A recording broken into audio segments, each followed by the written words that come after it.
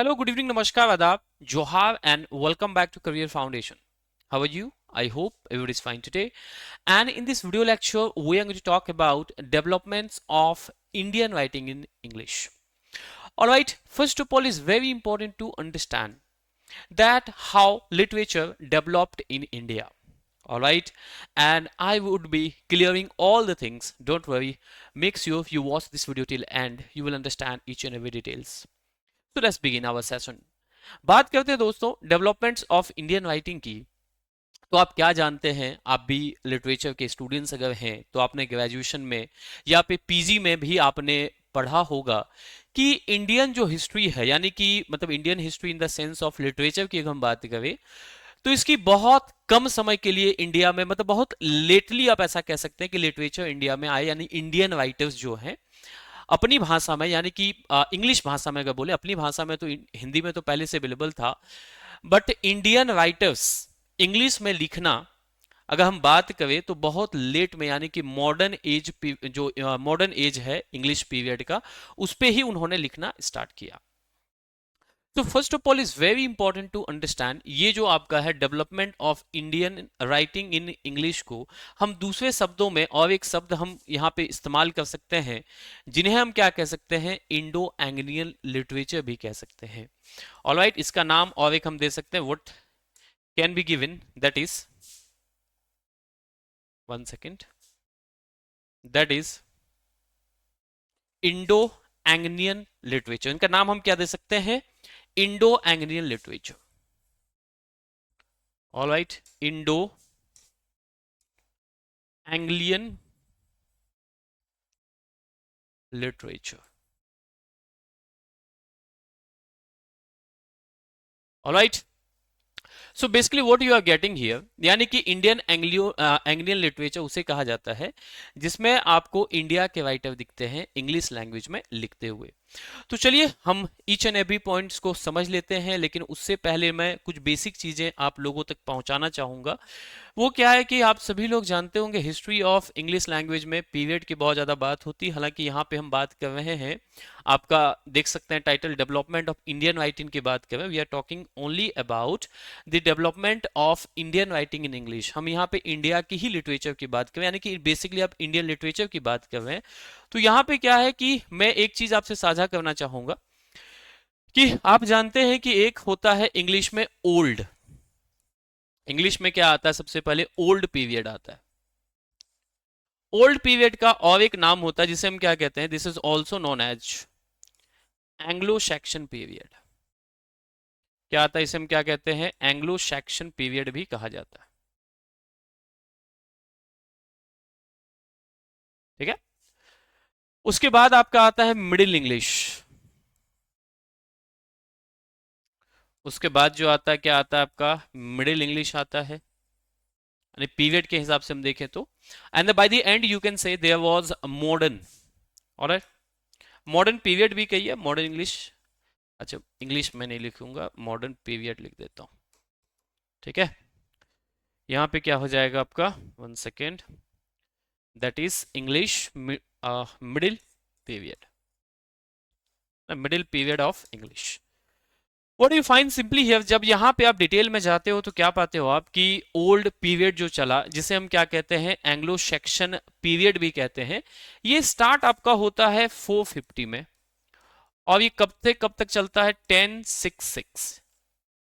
ठीक है, ये इसका पीरियड रहा, जहां पे लिटरेचर क्या है, बहुत ही कम इसका डेवलपमेंट होता है। लिटरेचर के नाम पे बोलो तो बहुत कम डेवलपमेंट, बहुत कम राइटर्स देखने को हमें मिलते हैं, and the writers are unknown, simply you can say why, because if you talk about the name of the literature, then जो पहली हमें लिटरेचर यहाँ पे देखने मिलती, पहली जो बुक एक देखने को मिलती जिसका नाम था Beowulf. Alright, and even the writer is unknown at that time. And when you talk about middle period, what do you find, ये मिडिल पीरियड जो हमारा चला, ये 1066 से लेके, यानी कि 1066 से लेके 1500 एडी तक। And the final one that is आपका है मॉडर्न पीरियड। मॉडर्न पीरियड कब से स्टार्ट होता है, 1500 से लेके 1945 तक हम क्या कहते हैं, बेसिकली मॉडर्न पीरियड कहते हैं। ऑलराइट, इन्हें बेसिकली हम क्या कहते हैं, मॉडर्न पीरियड कहते हैं। So when you talk about Indian writers, तो इंडियन राइटर्स देखिए बहुत सारे ऐसे राइटर्स हैं जिसके विषय में हमें क्या करना है, टीजीटी में पढ़ना है। ठीक है, बहुत सारे ऐसे राइटर्स हैं जिन्हें हमें क्या करना है, टीजीटी में पढ़ना है। Basically I would like to name them.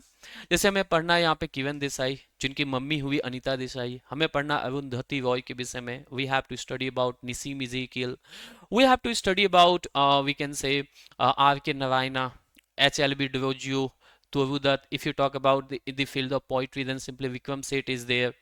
Alright, बहुत सारे ऐसे राइटर्स हैं जो यहाँ पे जिनके विषय हमें क्या करना है, पढ़ना। रविंद्रनाथ टैगोर को मैंने छोड़ ही दिया है कि नहीं। आपके क्या बोलते हैं, मुल्कराज आनंद है, राजा राव है, इनका बहुत अच्छा क्या है कंट्रीब्यूशन रहा है। तो सबके विषय में हम डिटेल वीडियो लेक्चर लेके आएंगे, because in TGT what do you find there, some questions are being asked from their biographies also and from their personal details, you can say. उनका जन्म कहाँ हुआ था, है ना, कहाँ उनकी पढ़ाई हुई, है ना, गिरीश कर्नाड भी आते हैं इसमें। तो चलिए हम थोड़ा समझने का कोशिश करते हैं। और सबसे पहले अगर हम बात करें यहाँ पे, तो एक आप यहाँ पे पॉइंट तो हमने ये इसलिए आपको साझा किया ताकि आप समझ जाएं कि कैसे कैसे लिटरेचर का डेवलपमेंट हुआ। हालांकि यहाँ पे हमें इंडियन लिटरेचर सिर्फ पढ़ना है, इसलिए ज्यादा मैं डीप नहीं जाऊंगा। और अगर आप बात करें इन तीनों सेक्शन में, तो इंडियन लेक्चर का जो एग्जिस्टेंस है वो कहाँ पे आता है, मॉडर्न पीरियड में आता है। मॉडर्न पीरियड में ही कुछ लिटरेचर लिखी गई, जिसमें अग्रणी जो आपके जो पायनियर जो राइटर्स हैं, I have talked about them basically. चलिए यहाँ पे अगर बात करें, थोड़ा सा देख सकते हैं आप क्या है कि इंडियन इंग्लिश लिटरेचर, अगर यहाँ पे हम बात करें तो what do you find here, simply that is Indian English literature, जिसे शॉर्ट फॉर्म में हम क्या कहते हैं, IEL कहते हैं। यानी कि कहने का मतलब क्या है, इंडियन इंग्लिश जो लिटरेचर है, I फॉर क्या होता है इंडियन, E फॉर क्या होता है इंग्लिश, L फॉर होता है literature. Also refer to as Indian writing in English. इसका सीधा सा तात्पर्य किससे पता है, इसका तात्पर्य है सिर्फ इंडियन राइटिंग से। मैंने अभी स्टार्टिंग में आपको कहा कि हम इंडियन राइटर्स के विषय में पढ़ेंगे और उनके क्या है वर्क्स के विषय में जानेंगे। इससे ज्यादा हमें कुछ अंडरस्टैंड करना ही नहीं, because in syllabus that is only prescribed. Alright, you can go through the syllabus and what you find here. इसका दूसरा नाम जो है, देखिए ध्यान दीजिएगा, दूसरा नाम हम क्या कहते हैं, यानी कि इंडियन राइटिंग इन इंग्लिश, यानी कि इसे इस नाम से भी जाना जाता है। ठीक है, कहने का मतलब क्या है, आपका इंडियन इंग्लिश जो लिटरेचर है उसे हम इंडियन राइटिंग इन इंग्लिश, दोनों सेम बात है, थोड़ा बात को घुमा फिरा के कहा गया है।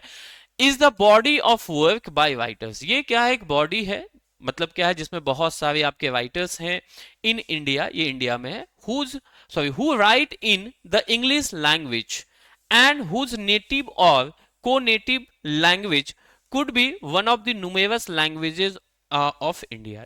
इसमें उन राइटर्स को शामिल किया गया, ध्यान समझिएगा, जो सबसे पहले क्या करते हैं, इंग्लिश लैंग्वेज में तो लिखते ही हैं। दूसरी बात क्या है कि इनका जो लिखते हैं उनका या तो नेटिव या क्या बोलते हैं को नेटिव जो लैंग्वेज है वो क्या है, इंग्लिश नहीं है। अब सीधा सा समझिए, उनका जो नेटिव लैंग्वेज, जैसे एग्जांपल के लिए उसका मदर टंग इंग्लिश नहीं है। अभी आप आगे देखेंगे कई सारे ऐसे एंग्लो इंडियन थे जिनका भी बहुत अच्छा कॉन्ट्रीब्यूशन था, है ना। एंग्लो इंडियन का मतलब होता है जिसका पैटर्नल लाइन क्या हो, यूरोपियन एंसेस्ट्री से बिलोंग करता हो। ऑलराइट, आपने देखा होगा कई बार एंग्लो इंडियन के विषय में आपने सुना होगा। ठीक है, कई बार क्या है आपने एंग्लो इंडियन के विषय में सुना होगा।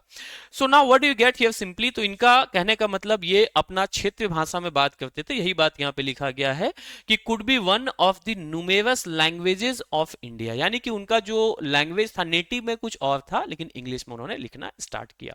तो उन्हीं सबके विषय में हमें यहाँ पे पढ़ना भी है। Now what do you get here, अगर हम बात करें, किसकी बात करें, हिस्ट्री ऑफ क्या है इंडियन राइटिंग की। ठीक है, if you talk about what that is, you can see here simply the history of Indian writing, the history of Indian writing in English. All right, the history of Indian writing in English began with the works of Henry Louis Vivan Duroggio, all right, and Michael Madhusudan Dutt, and क्या बोलिएगा, Michael Madhusudan Dutt, followed by Rabindranath Tagore, नीचे की भी line में up कर देता हूं, followed by Rabindranath Tagore and Shri Aurobindo. देखिए एक्चुअली यहां पे क्या है, अगर हम बात करें किसकी, अगर हम लिटरेचर की स्टार्टिंग की बात करें तो यहां पे क्या है, किनके वर्क्स हमें देखने को मिल जाते हैं, we simply get here Henry Louis Vivian. It in short में हम लोग आप लोग पढ़े होंगे ग्रेजुएशन के डेज में, HLV डुरोजियो। ऑलराइट, इनका पूरा नाम क्या है, हेनरी लुइस विवान डुरोजियो है। और यहाँ पे क्या है, जो माइकल मधुसूदन दत्त है, इनका शॉर्ट नेम है MM Dutt. Alright, so what do you get, यहाँ पे क्या है, आपको इनका लिटरेचर देखने को मिलता है, फॉलोड बाय, जिसमें फॉलो किनका लिटरेचर किया गया था, रविंद्रनाथ का, एंड साथ ही साथ क्या है, श्री अरबिंदो घोष जो है पूरा नाम इनका है, उनके लिटरेचर को फॉलो किया गया था। ना अगर हम बात करें, सबसे पहले हमारी एक दिमाग में ये बात आपका आता होगा कि सर अगर यहाँ पे हम देखें कि इंग्लिश जो है, कहीं ना कहीं बात को ध्यान समझिएगा, हमारे देश में कैसे आया, हमारी कंट्री में इंग्लिश आया कहां से, ये चीज थोड़ा सा आपके लिए जानना महत्वपूर्ण हो जाता है।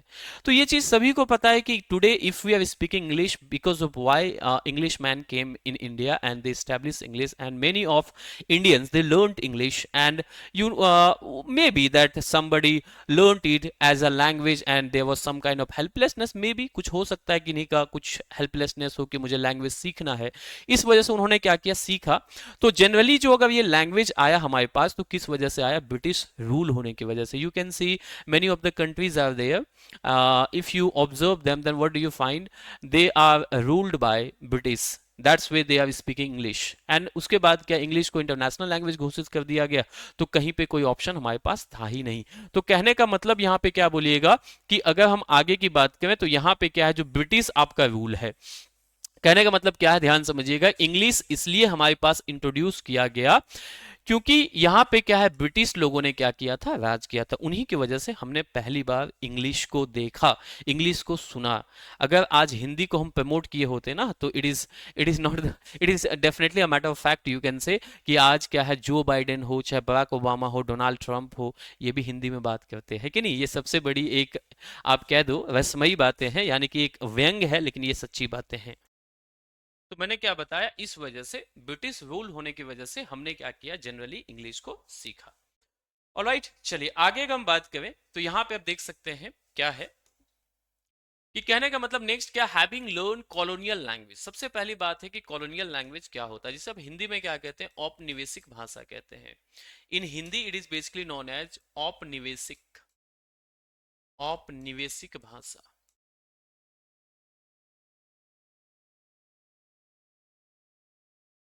ऑलराइट, तो हैविंग लर्न कॉलोनियल लैंग्वेज यानी कि हमने इंग्लिश भाषा सीख लिया, और सीखने के बाद हमने क्या किया, there were few Indian writers who started writing in English. कुछ ऐसे इंडियन राइटर्स थे, है ना, हमने क्या करते हैं, हम किसी चीजों को सीखते हैं, है ना, उसको फॉलो करके कुछ ना कुछ हम चाहते हैं क्रिएटिविटी दिखाएं।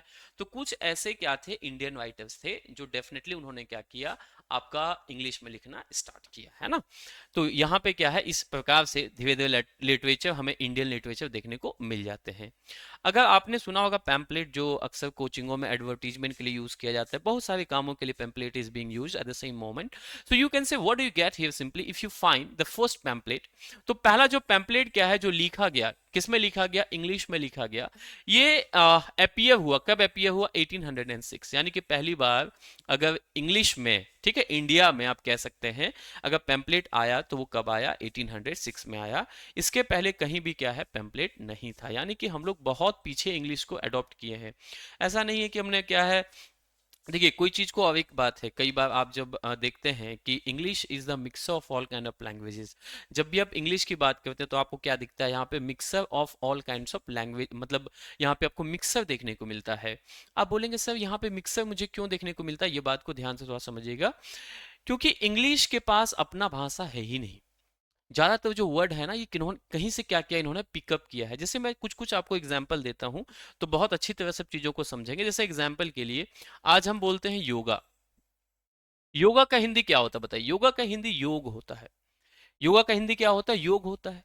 योग से निकला, आप बोलते हैं ब्रामदा, ठीक है, in English it is known as वेवेंडा।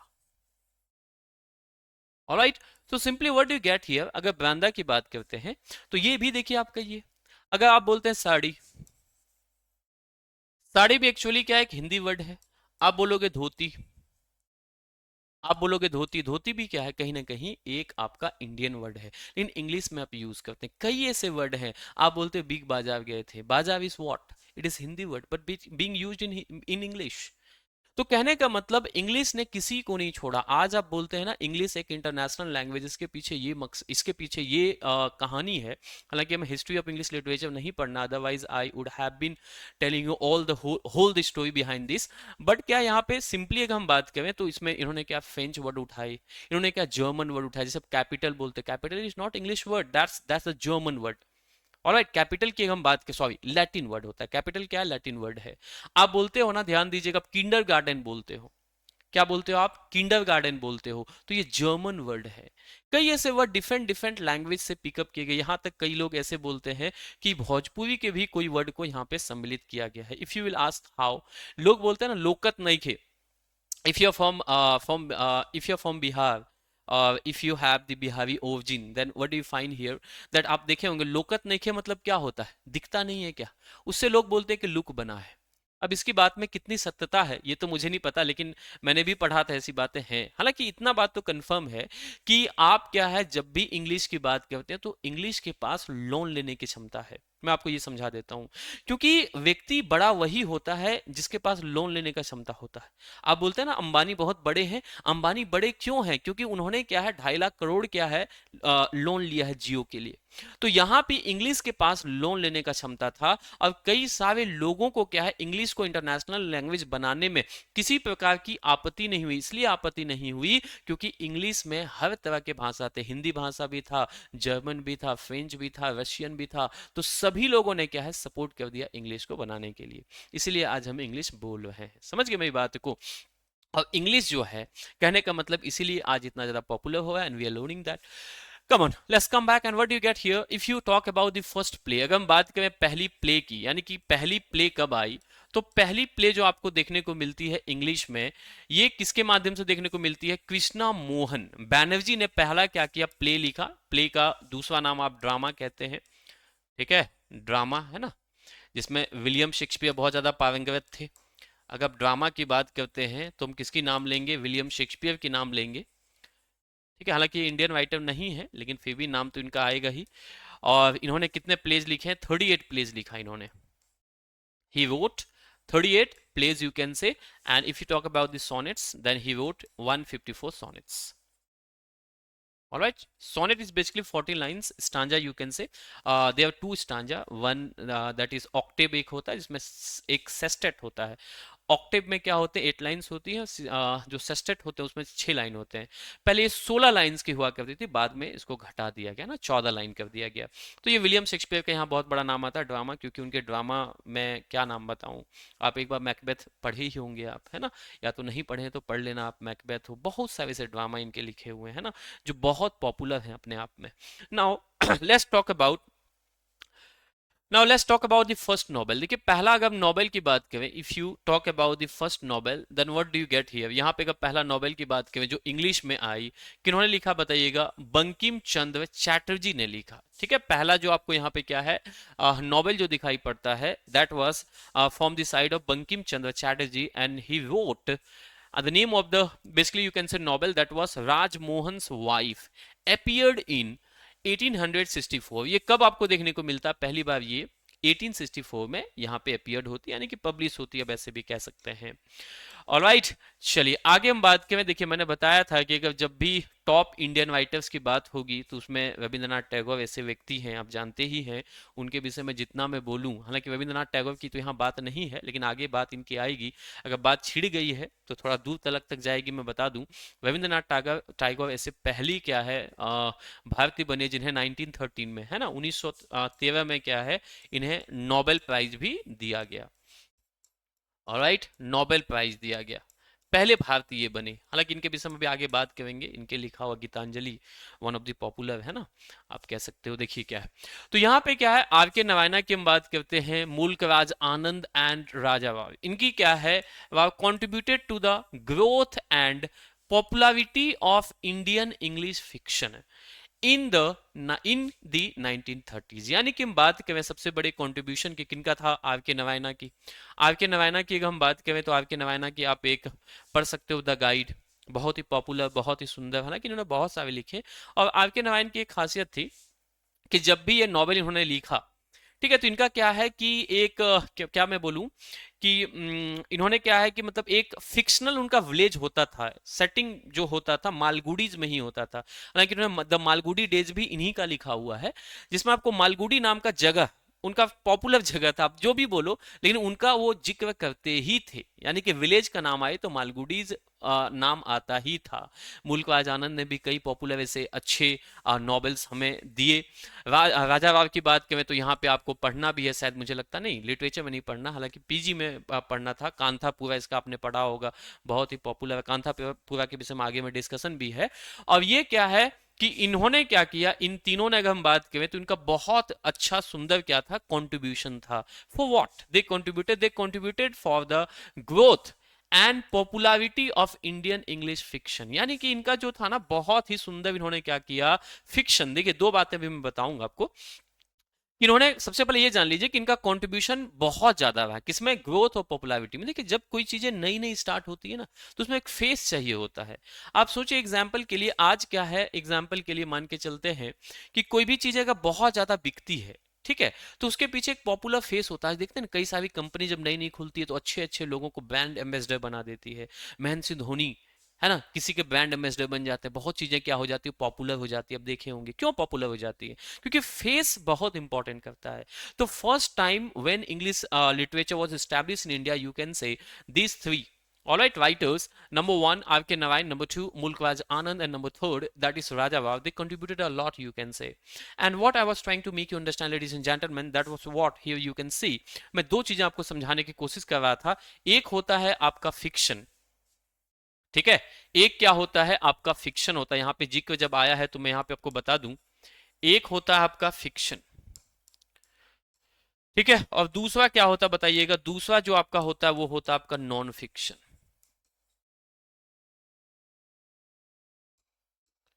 एक क्या होता बताइएगा, आपका होता है फिक्शन, दूसरा क्या होता बोलिएगा, आपका होता है नॉन फिक्शन। देखिए फिक्शन क्या होता पता है, काल्पनिक, काल्पनिक घटनाओं पे जो कहानी आधारित होती है। यू कैन से like stories, stories based on, based on imagination. वैसी कहानियों को हम क्या कहते हैं, फिक्शन कहते हैं, जिसमें सिर्फ और सिर्फ सारी चीजें काल्पनिक होती है। चाहे आप क्या करें, किसी कैरेक्टर्स की बात करें, वहां पे क्या है आपको काल्पनिक कैरेक्टर्स देखने को मिलेंगे। सेटिंग की बात करें, आपको काल्पनिक डायलॉग तो खैर काल्पनिक बनाया ही जाता है। तो सभी चीजें जो इवेंट्स हैं, है ना, इंसिडेंट्स हैं, सभी के सभी क्या होते हैं, ये आपके कहने का मतलब काल्पनिक होते हैं। नॉन फिक्शन यानी कि जस्ट इसका अपोजिट हो जाएगा, stories, stories based on real characters, real characters and, ठीक है, यहां पे आपको क्या देखने को मिलते हैं, रियल कैरेक्टर्स देखने को मिलते हैं, एंड साथ ही साथ ट्रू इंसिडेंट्स पे ये आधारित होती है, सत्य घटनाओं पे क्या होती है, आधारित होती है। ऑलराइट, ये आपको क्या है यहाँ पे कहने का मतलब, जो भी आपको कैरेक्टर्स देखने को मिलेंगे वो क्या है, रियल कैरेक्टर्स देखने को मिलेंगे, और रियल इंसिडेंट पे घटना आधारित होती है। ठीक है, तो ये जब बात आई फिक्शन एंड नॉन फिक्शन की, तो मैंने ये बातें आपको समझा दी। चलिए अब आगे बात करें, तो देखिए जिस तरह से क्या होता है ना, बैलगाड़ी धीमा धीमा चलता है ना, इंग्लिश का जो इंडिया में हम बात करें तो रफ्तार बहुत धीमा था। अगर आप बात करेंगे सर धीमा क्यों था, तो धीमा इसलिए था क्योंकि हम सीख रहे थे, वी वर लर्निंग दैट, है ना, we were learning. Few writers were there in India at the same time, you can say बहुत सारे राइटर नहीं थे हमारे पास, क्योंकि हम सीख रहे थे ना, लोगों ने सीखना स्टार्ट किया, पहला प्ले लाया, लोगों ने नॉवेल लिखा। आगे भी देखेंगे हमने वेस्टर्न कल्चर को बहुत ज्यादा इन सब चीजों में क्या किया, फॉलो किया, क्योंकि फॉलो हमें करना ही पड़ेगा। हम फॉलो नहीं करेंगे तो चीजों को सीखेंगे कैसे। जब कोई चीजें नई अगर आती है, आप ही मुझे बताना, कोई चीजों को जब नई अडॉप्ट करते हैं, मान के चलते हैं एग्जाम्पल के लिए, मैं एक छोटा सा आपको एग्जाम्पल देता हूँ। ये स्टूडियो एक सेटअप है जहां से आप ऑनलाइन मुझे देख रहे हैं। यू कैन थिंक जब फर्स्ट टाइम क्या है, कहीं पर अगर लगाया गया होगा स्टूडियो, कितना उनको दिक्कत हुआ होगा। एक छोटी छोटी चीजों के लिए उन्हें सोचना पड़ा होगा कि क्या है, माइक कौन सा लगाया जाए। कभी पता है कि माइक हम बोल रहे हैं तो आवाज ही अच्छा नहीं है ना, एकॉस्टिक सीट क्या होता है जिससे आवाज नहीं गूंजती, लोगों को कहाँ पता था। कैमराज लगाना कौन सा है, शादी वाला कैमराज लेके आदमी घूम रहा है, ठीक है, एलसीडी कौन सी लगानी है, डिजिटल बोर्ड कौन सी लगानी, सोचिए पहली बार कितना दिक्कत हुआ। आज हम लोग कॉपी करते हैं, हमें बनवाना है studio, we talk to some experts, we visit some studios, and what do you find, simply we learn from there and we apply that. हम क्या करते हैं, उसको सीखते हैं और उसको हम अप्लाई कर देते हैं। तो पहली बार वो कहते हैं ना कि पहला जब इसरो का पहला जब सैटेलाइट बनाया गया, ध्यान दीजिएगा, पहली जब क्या बोलते हैं हमारे पास, क्या बोलते हैं, रॉकेट जब बनाई गई, याद होगा वो तस्वीर किनकी, आप याद कीजिए वो क्या बोलते हैं, विक्रम साराभाई और एपीजे अब्दुल कलाम की, जो साइकिल में लेके जा रहे थे, वो स्टार्टिंग फेज होता है सर। तो यहाँ पे इंडिया में जब स्टार्टिंग में जब लिटरेचर आया ना, तो बस कुछ वैसा ही लिटरेचर का हाल था, है ना। लेकिन धीरे धीरे क्या संभलता गया, क्योंकि आगे के राइटर से पीछे के राइटर जो आते गए, उनसे सीखते गए, लिखते गए। दूसरी बात, English was not our language at the same time, we learning that, alright. चलिए आगे का बात करें तो यहाँ पे क्या हम देखने पा रहे हैं कि Indian English literature is also associated in some cases with the works of members of Indian diaspora who subsequently compose work in English। अगर हम यहाँ पे बात करें, किसकी बात करें, इंग्लिश लिटरेचर की अगर हम बात करें, तो ये क्या है, कुछ केसेस में आप देख सकते हैं, क्या देख सकते हैं कि हमारा जो वर्क्स है, हमारी जो रचनाएं हैं, ये किनसे कनेक्टेड है भाई, ये कनेक्टेड है, आपका ध्यान दीजिएगा, members of the Indian diaspora. अब सवाल ये आता है कि सर इंडियन डायस्पोरा कौन थे, अभी देखेंगे हम, लेकिन उससे पहले ये हम जान लेते हैं, जो इंडियन डायस्पोरा थे, जिन्होंने क्या है subsequently compose works in English, इन्होंने क्या किया, कुछ कुछ वर्क्स अपने इंग्लिश में लेके आए। देखिए अब अगर बात करें, किसकी बात करें, इंडियन डायस्पोरा की, तो यहाँ पे देखिए मैंने इसकी डेफिनेशन अच्छे तरीके से लिख दिया है, the group of people who are currently living outside India, ऐसे लोगों को कहा गया जो क्या करते हैं, अभी फिलहाल कहाँ पे रहते हैं, तो इंडिया से बाहर रहते हैं, do not live in our country, but what is their contribution, let's C.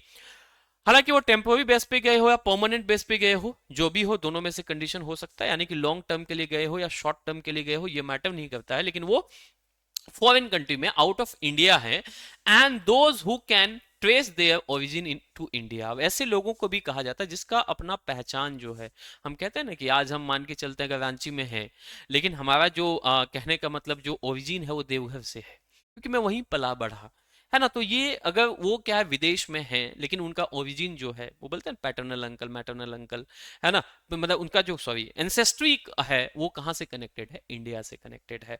That's the main thing, alright ladies and gentleman, you must understanding the things, if you do not understand anything else, there is a discussion group, alright, you can drop the message there, definitely I'll come back and I'll reply all your questions, alright, it would be my pleasure that you're asking something, all right, and I want you people to be very much particular with the things, all right, you should prepare, there are lots of video that can help you to learn to prepare for TGT English and learn the things also, you can say। चलिए आगे हम बात करें यहाँ पे, तो पहली जो हमें किताब यहाँ पे देखने को मिलती है, ध्यान दीजिएगा क्या हमें देखने को मिलता है, द फर्स्ट क्या है बुक, ध्यान समझिएगा, द फर्स्ट क्या है book written by an Indian in English, है ना, पहला जो, ध्यान दीजिएगा, इंग्लिश के माध्यम से लिखा गया, ध्यान सुनिएगा बात को, वह क्या था, ठीक है, वह क्या था, उस बुक का नाम क्या था, तो बुक का नाम था द ट्रेवल्स ऑफ डीन महोमेट, क्या नाम था बताइएगा, द ट्रेवल्स ऑफ डीन क्या था, महोमेट, अ ट्रैवल नरेटिव। अब इसमें किस तरह की कहानियां थी, तो ट्रैवल नरेटिव की कहानियां थी। अब सवाल यह आता है कि सर ट्रैवल नरेटिव का मतलब क्या होता है, जिसमें क्या हो, ट्रैवल से संबंधित, यानी कि इन हिंदी यू कैन से यात्रा वृतांत की कहानियां हो, ठीक है, उसे हम क्या कहते हैं, ध्यान दीजिएगा, उसे हम ट्रैवल नरेटिव कहते हैं। और ये किसने लिखा, बाय शेख डीन महूमेड, ये क्या थे, इनके राइटर थे, आप कह सकते हैं, पब्लिश्ड इन इंग्लैंड। और ये छपी कहाँ बताओ, इंडिया में नहीं छपी, it was published in England, simply you can think कि हालांकि प्रिंटिंग प्रेस तो इंडिया में तब तक आ चुकी थी, अगर हम यहाँ पे बात करें 1740 में पहली प्रिंटिंग प्रेस आई थी, if I am not wrong, है ना, कैक्सटन शायद कुछ नाम था, है ना। तो ये हालांकि इंग्लिश में पॉपुलैरिटी नहीं होगा, है ना, इंग्लिश की उतनी पॉपुलैरिटी नहीं, तो जिसकी वजह से इन्हें इंग्लैंड में छापा गया, कब छापा गया, 1794 में इसे पहली बार पब्लिश किया गया। नाउ अगर हम आगे बात करें, तो मैंने बताया कि इंग्लिश की जो कंडीशन जो थी इंडिया में, जस्ट लाइक बैलगाड़ी आप जिसे कहते हैं ना, बस वैसे ही इंग्लिश हमारी आगे बढ़ी। लेकिन हम भी क्या है, हम भी वो देश हैं जहां पे जिसके कल्चरल क्या है, हेरिटेज के लिए जाने जाते हैं, वो देश है हमारा where the people many saints are born, many learned are born, simply you can say, alright, Aryabhata जैसे लोग हमारे देश में पैदा हुए, तो हम क्या लिटरेचर में पीछे रहते, साइंस हमारे यहाँ डेवलप हुई, भले आज नासा कुछ भी बोल ले, है ना, नालंदा विश्वविद्यालय जिसके उद्घाटन आपको पता है अभी हाल फिलहाल में नरेंद्र मोदी जी ने किया, मतलब नए वाले का, ऐसा कहा जाता है कि बख्तियार खिलजी ने, जब मैं वहाँ घूमा हूँ, मैं गया हूँ, जब मैं स्कूल में पढ़ता था, हमारे स्कूल से ले जाया गया था, वहाँ के जो गाइड जो थे, उन्होंने बताया था सिंपली कि इसमें इतने ज्यादा किताब थे कि 6 महीना तक किताब चलता रहा था। एक एक चीज वो बताता था, कहाँ पे देखिए मेडिसिन वगैरह बनाया जाता था, हर चीज का वहां पे उपचार था। एक सीनियर स्टूडेंट होता था, जूनियर को हेल्प करता था, बगल में कुआं था। उन्होंने बताया था कि ये जो आप ईंट देख रहे हैं ना, ये क्या है, ये सिंपली क्या है, मतलब तिल और गुड़, ऐसा कुछ मिस और कुछ मिश्रण उन्होंने बताया था। I am exactly not recalling that, लेकिन वो सीमेंट से नहीं बना है। अब इतनी मजबूत कि आग लगा देने के बाद भी वहां से कुछ किताबें जो चाइनीज, हमारे पास क्या सबसे आप देखो तो विक्रमशिला यूनिवर्सिटी, तक्षशिला यूनिवर्सिटी हमारे पास ही तो था, लेकिन हम पीछे हो गए सिर्फ राजनीति की वजह से, है ना। वो आज भी दिखता होगा, अगर टीजीटी का हम टीचर नहीं बने हैं, हम सभी लोग अगर नहीं बने हैं, तो what is the reason behind that? Alright, the reason is that there is the politics in Jharkhand, and that is very bad politics. You are learning, you are getting my words, and exactly you must be happy what I'm saying that. All right, I'm really saying the truth. तो चलिए आगे हम बात करें, तो यहाँ पे देखिए क्या अर्ली लिटरेचर कहने का मतलब हम बात करें, in the early stages Indian English literature was influenced by. सबसे पहले हम किसी से अगर नहीं जानते तो किसी से इन्फ्लुएंस तो हमें होना पड़ेगा। मान के चलो एग्जाम्पल के लिए मुझे ये पेन बनाना है sir, I have to create this pen. If I don't know the technique, then I have to learn from someone. Alright, तो ये चीजें यहां भी होती है कि हमने क्या किया, इन्फ्लुएंस लेना स्टार्ट किया बाय दी वेस्टर्न नॉवेल, यानी कि हमने वेस्टर्न नॉवेल्स को पढ़े, और उन नॉवेल्स को पढ़ने के बाद हमने क्या वहां से कुछ नॉलेज को मगाउट किया, और उसके बाद हमने क्या चीजों को सीखना स्टार्ट किया। And the early writing in Indian English consisting of non fictional works such as, देखिए लेटर्स, डायरीज, एक मिनट मैं थोड़ा इसको अप कर लूं, यानी कि पहली जो आपको स्टार्टिंग में जो देखने को मिलते हैं लिटरेचर के रूप में, वो नॉन फिक्शनल क्या है वर्क्स देखने को मिलते हैं। मैंने पहले ही आपको क्लियर कर दिया है कि what is the difference between fiction and non fiction. Fiction means simply याद रखिएगा, फिक्शन मतलब कल्पना की कहानियां होती हैं, कल्पना वो नहीं जो आपके घर के बगल में रहती है, ठीक है। हाँ, बहुत सारे लोग तेज होते हैं इसलिए मैंने अलर्ट कर दिया। तो यहाँ पे क्या है, फिक्शन का मतलब क्या होता है, काल्पनिक कहानियां, और नॉन फिक्शन का मतलब आप जानते ही होंगे व्हाट आई मीन, जो मतलब उसकी जस्ट अपोजिट, जिसमें ट्रू इवेंट्स हो, है ना, ट्रू इंसिडेंट पे बेस्ड हो, रियल कैरेक्टर्स हो। ऑलराइट, सो यहाँ पे क्या है, अगर हम स्टार्टिंग में बात करें तो मुझे क्या देखने को मिलता है, हम लोगों को यहाँ पे लेटर्स देखने को मिल जाते हैं, डायरीज देखने को मिल जाता है, पॉलिटिकल क्या है मैनिफेस्टो देखने को मिल जाता है, जो कहीं ना कहीं क्या थे, नॉन फिक्शनल वर्क्स थे। If you talk about then here we are getting articles, speeches, सब कुछ आप जानते ही होंगे, मुझे एक्सप्लेन करने की आवश्यकता, लेटर्स आप जानते हो, डायरीज, कई लोग डायरीज लिखना पसंद करते हैं क्योंकि कई लोग ऐसा मानते हैं कि डायरीज लिखने से उनके अंदर पेशेंस आती है ना। हेलन केलर का एक लिखा हुआ स्टेटमेंट था ना कि किन्हीं को क्या है, पेपर के पास, मैंने पढ़ा था 10th में, है ना, इन नॉवेल था, आप लोग भी अगर याद कर रहे हैं तो उसमें क्या था, एक एक कहा, मतलब उनका कहना था कि papers have more patience than a human being, है ना। एक इंसान के पास पेशेंस ही नहीं है, किसी को अपनी दर्द सुनाओ तो या तो मजा लेगा या तो उसके पास टाइम ही नहीं सुनने के लिए। पेपर कभी नहीं कहता, जितना भी लिखो दुख दर्द वो सब समझता है। तो this is the diaries, basically you can से पॉलिटिकल मैनिफेस्टो। आप जानते हैं कि हर पार्टियां क्या करती हैं, मैनिफेस्टो अपना देती हैं, आर्टिकल्स हो, स्पीचेस हो, फिलोसॉफिकल वर्क, है ना, फिलोसॉफिकल क्या है वर्क भी लिखा गया यहाँ पे। आगे बात करें बायोग्राफीज, देखिए बायोग्राफीज की बात आई तो मैं दो बातें यहाँ पे आपको क्लियर कर देना चाहूंगा। एंड पॉलिटिकल एसेस, पहले इसको देख लीजिए। पॉलिटिकल एसेस का मतलब जानते हैं, पॉलिटिकली जो कनेक्टेड चीजें थी उसके विषय में क्या है, एसेस लिखा गया।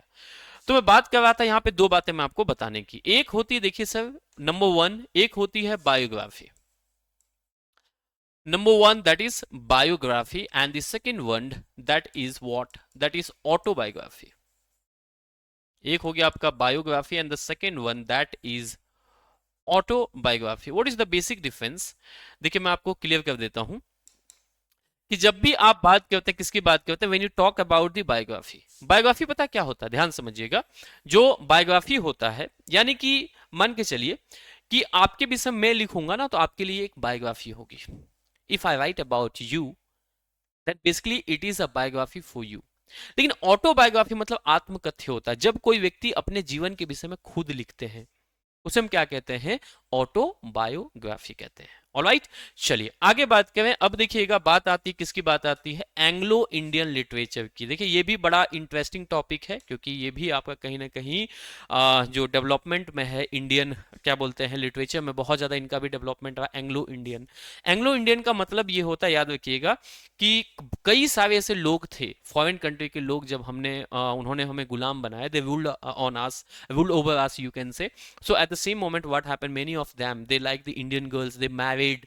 ऑलराइट, देखे होंगे आप संसद में एंग्लो इंडियन की बात होती है। दो पहले एंग्लो इंडियन होते थे, पता नहीं अभी होते हैं कि नहीं, शायद मैं सुना था कुछ पहले हटा दिया गया है। तो एंग्लो इंडियन मतलब क्या है, जिसका एंसेस्ट्री क्या है, यूरोप से हो। Alright, that is basically known as, simply what are getting here, Anglo Indian literature included Indian as well as British writer. देखिए जिसमें एंग्लो इंडियन जो आपके क्या बोलते हैं लिटरेचर में आप क्या बात करते हैं, दोनों की बात करते हैं। इसमें इंडियन भी आते हैं और दूसरा क्या है, ब्रिटिश राइटर्स भी आते हैं। Why do we consider British writer, because ये भी ब्रिटिश लोग तो थे, लेकिन ये इंडियन थीम पे लिखना पसंद करते थे। बात को ध्यान समझिएगा, ये लोग क्या थे सर, ये लोग तो ब्रिटिश तो थे, लेकिन they use to write on Indian themes. Alright, जैसे इंडियन राइटर्स लिखते थे, तो इनका भी कॉन्ट्रीब्यूशन कोई भुला नहीं सकते हैं, है ना, क्योंकि बहुत सारे से एंग्लो इंडियन मतलब राइटर्स हैं डेफिनेटली, जिनका बहुत ज्यादा यहाँ पे कंट्रीब्यूशन देखने को हमें मिल जाता है। आगे क्या बोला, who wrote on Indian subject, जो इंडियन सब्जेक्ट पे लिखे हैं, किनकी तरह, सरोजनी नायडू के जैसा, आर.एन. टैगोर के जैसा, तोरू दत्त, पॉल स्कॉट, किपलिंग, ये सभी के सभी क्या हैं आपके, क्या बोलेंगे, कहीं ना कहीं ये सभी इंडियन राइटर्स हैं, इनकी तरह, ठीक है, इनके सब्जेक्ट के जैसा। ठीक है, कहने का मतलब जिन सब्जेक्ट पे इन्होंने लिखा है, ठीक है, उसी सब्जेक्ट पे इन्होंने भी लिखा, इसलिए इनका कंट्रीब्यूशन को बहुत ज्यादा यहाँ पे रिमार्क दिया जाता है। Now what you find basically, if you talk about, in other words you can say Anglo Indian in India a citizen. अच्छा, ये थोड़ा डेफिनेशन है एंग्लो इंडियन का। अगर हम बात करें एंग्लो इंडियन का, तो एंग्लो इंडियन कौन है, एंग्लो इंडियन इंडिया में है कौन, ध्यान समझिएगा, ये क्या है आपके कहीं ना कहीं सिटीजन ऑफ मिक्स्ड इंडियन, यानी कि इसमें क्या है, मतलब जैसे देखिए आप ध्यान समझिए, कई बार तो आप देखते हैं ऐसा ही क्या है कि अगर मान के चलते हैं आप झारखंड से हो, आप मान के चलते किसी लड़की को पसंद करते हो यूपी से, ये कॉमन बातें हैं, ठीक है, आप पसंद करते हैं, आपने उससे शादी कर लिया, अब वो झारखंड आ गई लड़की, झारखंड आने के बाद क्या है, अब ये सबसे बड़ा एक टसल हो जाता है कि वो क्या है, उन्हें झारखंड, मतलब यहाँ तो सिटीजनशिप का कोई इशू नहीं है, लेकिन आधार कार्ड, वो कई बार इशू आता है सर। कई बार ऐसे लोग करते हैं, सर बिहार झारखंड में शादी हो जाती है, तो लोग कमेंट करते हैं, सर मैं बिहार से भरूंगी तो यहाँ पे क्या है, मुझे यहाँ का मतलब लोकल निवासी माना जाएगा कि नहीं, बहुत सारी चीजें होती हैं। तो उसी तरह से लेकर यहाँ भी क्या है, यानी कि इसमें क्या होते हैं, मिक्स्ड इंडियन होते हैं, यानी कि इनके ध्यान दीजिएगा, and through the paternal line, यानी कि इनका जो पैटर्नल लाइन होता है, पापा के साइड को पैटर्नल कहते हैं, मदर के साइड को मैटर्नल कहते हैं, ठीक है, तो ये बात याद रखिएगा। तो ये क्या हो गया, पैटर्नल लाइन यूरोपियन एंसेस्ट्री, यानी कि इनका जो पैटर्नल जो क्या था लाइन होता था, ये कहीं ना कहीं यूरोपियन एंसेस्ट्री से बिलोंग करता था। कई फॉरेनर लोग जो तो इंडियन से ज्यादा, अभी मैं क्रिकेटर का नाम बताता हूँ, मैक्सवेल, जो शायद ऑस्ट्रेलिया के हैं, इंडियन लड़की से, साउथ की लड़की से शादी की है ना, तो ये शायद उन्हें क्या कहा जाएगा, एंग्लो इंडियन कहा जाएगा। चलिए आगे बात करते हैं। अब कई इसी वजह से हमारे सांसद में, मतलब संसद में दो को चुना जाता था, राष्ट्रपति उसका चुनाव करते थे, क्योंकि कुछ लोग यहाँ पे वैसे लोग हैं, तो उनका दर्द कौन सुनेगा, इसलिए मनोनीत होते थे ये। अभी का कंडीशन पता नहीं क्या है। आगे अगर हम बात करें तो what do you get here, Ananda Kentish, alright, the name of the man Ananda Kentish Coomaraswamy was born in Colombo, यानी कि एक हम एंग्लो इंडियन की बात करें जिनका जन्म कहां पे हुआ था, कोलंबो में हुआ था, ब्रिटिश काइलोन, नाउ जिनका नाम अभी ब्रिटिश काइलोन को अभी क्या है, इसका नाम है श्रीलंका है। और ये जो थे आपके आनंदा साहब जो थे, ये क्या थे आपके तमिल फादर, इनके पापा क्या थे, तमिल थे, और इनकी जो मदर जो थी कहीं ना कहीं इंग्लिश मदर थी। एक बात याद रखिएगा, एक चीज मैं और उसमें ऐड कर देता हूं, ऐसा कोई इंपॉर्टेंट नहीं है कि पैटर्नल ही हो, आजकल क्या मैटर्नल भी होते हैं, यानी कि क्या है, मम्मी भी आपकी विदेशी हो सकती है, ठीक है, तो दोनों को एंग्लो इंडियन ही कहा जाएगा। चलिए, तो यहाँ पे क्या हो गया, आपका कॉन्सेप्ट क्लियर हो गया, इनके पापा जो थे तमिल फादर थे और इंग्लिश मदर से इनकी मतलब इनका जन्म हुआ था, तो ये भी क्या हो गए, इंग्लिश क्या बोलते हैं, एंग्लो इंडियन हो गए। अब इन्होंने भी क्या है, हिंदी लिटरेचर, इंग्लिश लिटरेचर में, इंडियन लिटरेचर में बहुत ज्यादा इंग्लिश लिटरेचर में सहयोग किया, इंडियन इंग्लिश लिटरेचर में बेसिकली बात करें। अब क्या था, बॉडी, एक बॉडी जो है जिसका नाम क्या, Indian English literature, alright, the name of the body is basically Indian English literature is accepted by साहित्य एकेडमी। आप लोग साहित्य एकेडमी सुने ही होंगे, कई सारे इससे पॉपुलर राइटर्स होते हैं जिन्हें मतलब क्या लिटरेचर के फील्ड में when you do the best, when you do the best for the country, when you serve the country in a nice manner through the poetries, through the noble dramas, whatever it is, so you get the Sahitya Akademi award for that. जैसे सेना में होता है ना, अच्छे लोग काम करते हैं तो अवार्ड मिलता है, तो यहाँ पे क्या साहित्य एकेडमी अवार्ड दिया जाता है। ये क्या होता है, इंडिया, ध्यान दीजिएगा, प्रीमियर लिटरेरी इंस्टीट्यूशन। इन्हें क्या, ये मतलब एक तरह से कहिए ना लिटरेचर के फील्ड में मतलब एक बहुत बड़ा इंस्टीट्यूशन है, विच रिकॉग्नाइजेस 24 इंडियन लैंग्वेजेस। ये कुल मिला के 24 लैंग्वेजेस में अवार्ड प्रोवाइड करते हैं, इंक्लूडिंग इंग्लिश। उसमें क्या है, इंग्लिश को भी इन्होंने एक्सेप्ट कर लिया। ठीक है, इंग्लिश में भी अब साहित्य एकेडमी पुरस्कार इंडिया में दिया जाता था। सोचिए, पहले नहीं दिया जाता होगा क्योंकि इंडियन राइटर ऐसे थे ही नहीं जो इंग्लिश में लिखे। भाई आप लिखोगे तब ना, एग्जाम्पल के लिए मैं बोलूंगा सर मुंबई में खोटा लैंग्वेज चलेगा अगर हम टीचर बनेंगे तो? No. Why? Because they are speaking Marathi. The local language is Marathi. Why will they accept Khota language? All right, as their native tongue. You can understand what I'm trying to talk to you all. तो ये चीजें पहले लोग English में लिखते ही नहीं थे भाई, तो साहित्य एकेडमी अवार्ड की यहाँ पे कोई आवश्यकता ही नहीं थी। इस बात को ध्यान समझिएगा। चलिए आगे बढ़ जाते हैं। Now what do you gate next, क्या बताइएगा? आपका किपलिंग साहब है। थोड़ा मैं मोबाइल में साइलेंट कर देता हूँ, ठीक है, 1 सेकेंड वेट।